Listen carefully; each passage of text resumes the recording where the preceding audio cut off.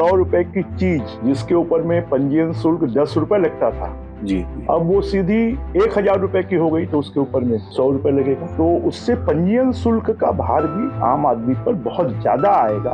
तो जमीन तो बिकेगी 20 लाख रुपए में, परंतु उसको रजिस्ट्री करवानी पड़ेगी, बेचनी पड़ेगी 1 करोड़ रुपए की। मुझे लगता है कि आने वाले 3 साल के लिए तो छत्तीसगढ़ की अर्थव्यवस्था चरमरा जाएगी। सर, अगर जनहित के पैमाने पर देखा जाए, जो कलेक्टेड गाइडलाइन दरों का नया जो आया हुआ है रेट, वो उस फैसले को आप कैसे देखते हैं? देखिए, मुझे लगता है कि ये जो निर्णय हुआ, ये निर्णय क्योंकि वित्तीय वर्ष का आखिरी 3 महीना चल रहा है और इसलिए इसको वित्तीय वर्ष के शुरुआत में इसको लाना चाहिए और साथ में इसके ऊपर में विचार विमर्श करना चाहिए।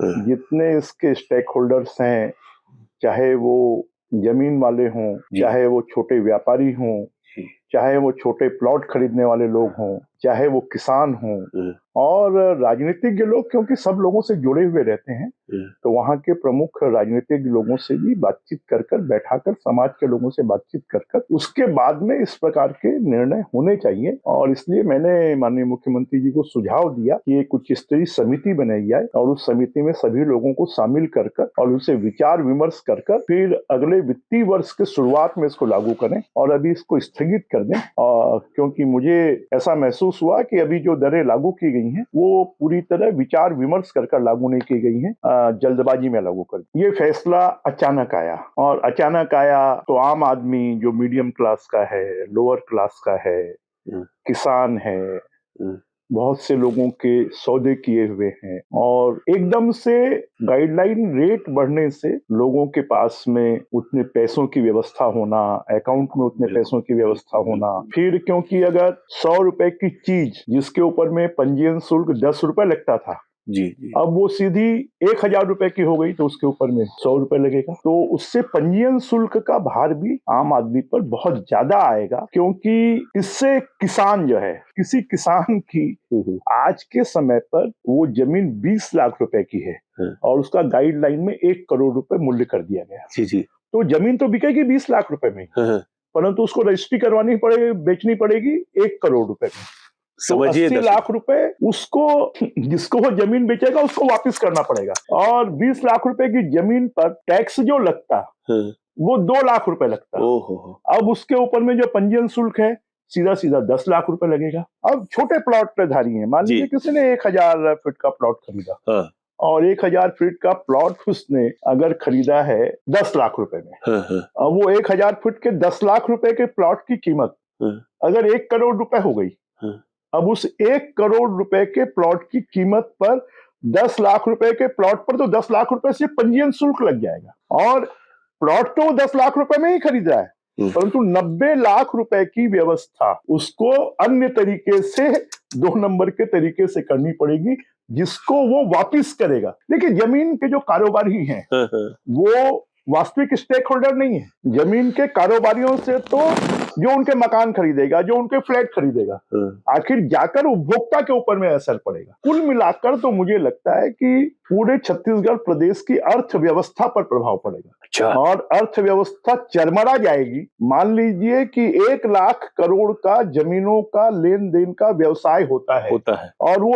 1 लाख करोड़ का अगर व्यवसाय होता है तो वो पैसा बाजार में आता है। बाजार में आता है तो मजदूरों को भी पैसा मिलता है, वो रेस्टोरेंट वाले को भी मिलता है, वो ठेले वाले को भी मिलता है, वो चाय वाले को भी मिलता है, तो सब प्रकार के लोगों को पैसा मिलता है। तो वो पूरी अर्थव्यवस्था चरमरा जाएगी, क्योंकि जब इस प्रकार की डेस्परेटी होगी तो पूरे बाजार में हलचल मची हुई है और वो हलचल मची होने के कारण पूरा बाजार, मुझे लगता है कि आने वाले 3 साल के लिए तो छत्तीसगढ़ की अर्थव्यवस्था चरमरा जाएगी। देखिए, मेरी जानकारी में मुझे लगता है कि इसके ऊपर में जितना विचार विमर्श कैबिनेट में होना चाहिए, प्रमुख लोगों के साथ में जितना विचार विमर्श होना चाहिए, जो इन सब कामों से जुड़े हुए लोग हैं उनके साथ में जो विचार विमर्श होना चाहिए, ये सब विचार विमर्श नहीं हुआ है। ये कुछ अधिकारियों के द्वारा बनाई गई रिपोर्ट के आधार पर और इसको लागू कर दिया गया और मुझे तो लगता है शायद मुख्यमंत्री जी की भी जानकारी में ये नहीं रहा होगा। बिल्कुल, ये उनकी लागू होने के बाद, डिक्लेयर होने के बाद मुख्यमंत्री जी की जानकारी में भी आया होगा। लेकिन मैं ये नहीं मानता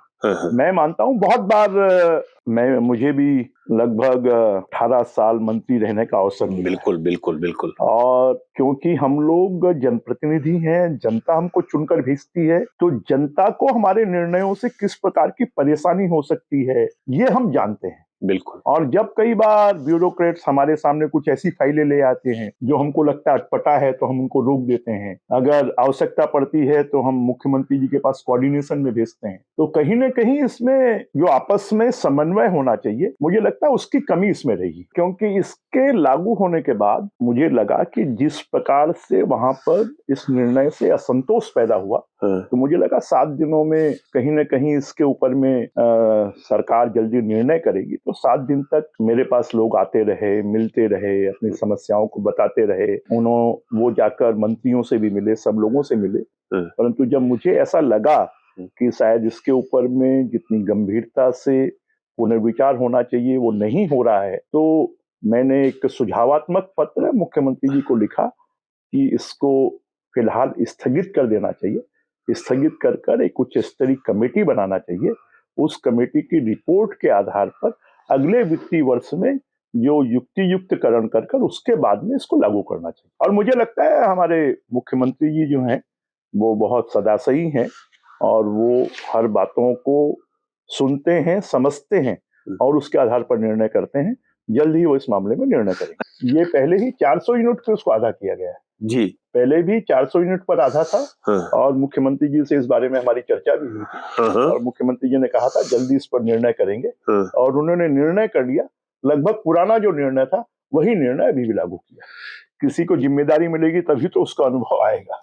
तो इसलिए नए लोगों को भी इन्वॉल्व करना जरूरी है और निश्चित रूप से जब हम गलती करते हैं तब उसी से सीखते हैं। अभी तो 1 साल तक तो चुनाव में पूरी सरकार उलझी रही। बिल्कुल। अब ये दूसरा साल है। तो मुझे लगता है कि निर्णयों में सुधार कर और गलतियों से सीख कर और आने वाले समय में अच्छा काम करेंगे। ये मुझे लगता है कि राज्य सरकार इसके ऊपर में माननीय मुख्यमंत्री जी जल्दी निर्णय करेंगे और अगर आवश्यकता होगी तो हम जिस स्तर पर भी बात करने की आवश्यकता है वहां पर हम बात करेंगे। मैं विरोध नहीं कर रहा हूँ। नहीं, मैं अपनी सरकार को सुझाव दे रहा हूँ। बिल्कुल बिल्कुल। जनहित में निर्णय लेना चाहिए। हाँ, बिल्कुल हमारी सरकार है जी। और हम हमारी सरकार को अनुभव के आधार पर सुझाव देने का अधिकार रखते हैं और हम सुझाव तो आप अपने पत्र को सुझाव मानते हैं, आप विरोध नहीं मानते? मैंने लिखा भी है सुझाव। मैंने लिखा भी है कि मेरा सुझाव है कि माननीय मुख्यमंत्री जी को उच्च स्तरीय कमेटी बनाना चाहिए। बिल्कुल। और उस कमेटी के निर्णय तक वर्तमान गाइडलाइन की जो जारी की गई है उसको स्थगित करना चाहिए और अगले वित्तीय वर्ष में उसको लागू करना चाहिए।